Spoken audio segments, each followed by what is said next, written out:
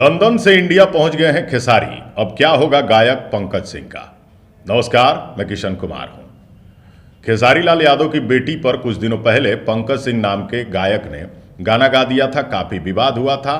खेसारी लाल यादव के फैन के साथ साथ हम सभी भोजपुरी के जितने भी चाहने वाले लोग हैं, हम सभी को दुख पहुंचा था कि भाई साहब सुपरस्टार खेसारी लाल यादव की बेटी पर आखिर गाना क्यों गाया गया। बात खेसारी लाल यादव की ही नहीं है, समाज की किसी भी बेटी बहन के नाम पर गाना आखिर क्यों गाया जाएगा।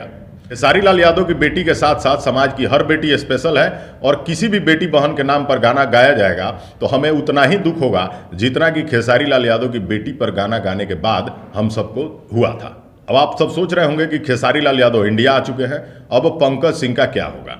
भाई साहब, उम्मीद है खेसारी लाल यादव कंप्लेन करेंगे और कानूनी कार्रवाई की मांग करेंगे। खेसारी लाल यादव अगर कंप्लेन करेंगे तो निश्चित रूप से कार्रवाई भी होगी।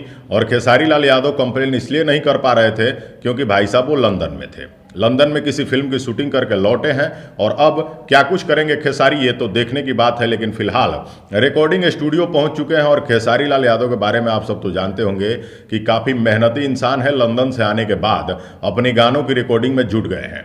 अब लोगों को कयास है कि खेसारी लाल यादव बेटी के नाम से गाना गाने वाले पर कार्रवाई करेंगे कि नहीं। अगर खेसारी लाल यादव ऐसा करते हैं तो इसमें कहीं से भी कुछ भी गलत नहीं है। और सिर्फ पंकज सिंह ही नहीं, कोई भी लड़का, कोई भी गायक, कोई भी शख्स अगर किसी बहन बेटी के नाम से गाना गाता है तो उस पर कानूनी कार्रवाई तो होनी ही चाहिए, क्योंकि किसी भी नाम की लड़की आपके घर में भी हो सकती है और आपके पड़ोसी के घर में भी ज़रूर हो सकती है। समाज की हर बेटी सम्मानित है और इनके नाम से गाना गाने वाले पर कानूनी कार्रवाई तो होनी ही चाहिए। खेसारी लाल यादव फिलहाल गाने करने में व्यस्त है।